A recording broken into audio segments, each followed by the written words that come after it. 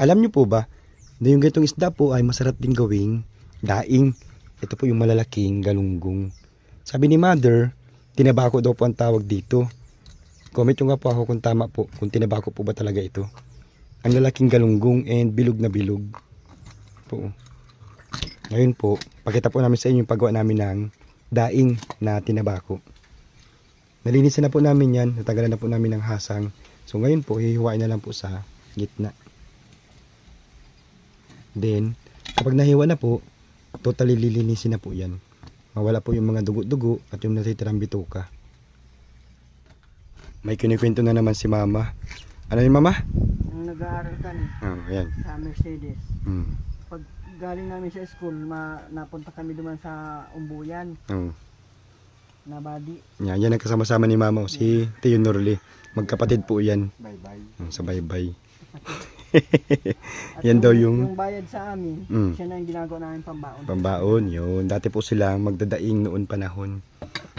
After po mahiwa sa gitna, and then nalinisan po namin yan ng mabuti. Ready na po yan para ibabad. Bawang po. Paminta.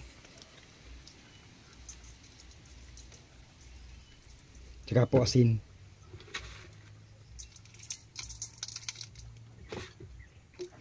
Then sunod naman pong layer.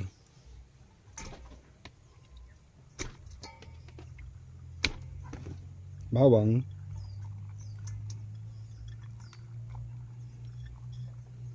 Paminta po ulit.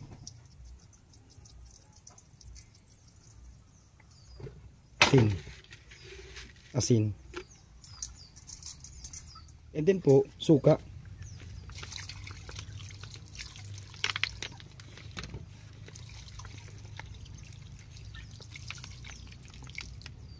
Ibabad po natin yan ng 1 hanggang 2 oras.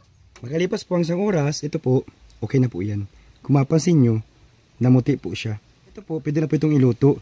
Pero ang ginagawa ko po niyan, medyo pinapatoy ko po sa araw para mas lalong mas masarap. So patiktikan lang po natin. Ibilad ko lang po ito sa araw ng 1 hanggang 2 oras. Hindi naman po yung tuyong-tuyo. Pero kung i-stack po ninyo, patuyin nyo pong masyado. Nasa 1 hour ko lang po itong binilad sa araw. Okay na po yan. Tulad po sabi ko kanina, kung ito pa i-stack ninyo, patuyuin nyo po na talaga pong tuyong-tuyo. So ngayon po, iprito na natin ito. Isa lang dito, solve na. Pang isang tao, napakalaki.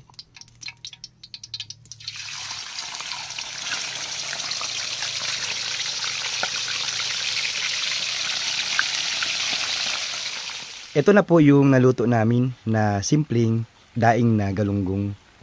Ito po, kakain na po kami. Si mama nga, hindi na naman lang nakapaghintay. Una-una na naman. Gutom na daw siya. Nagkamay pati oh. Kamay po. Malasa pa nakakamay. Hot. Yun. Kakain na po kami. Yung ano. Yun lang po.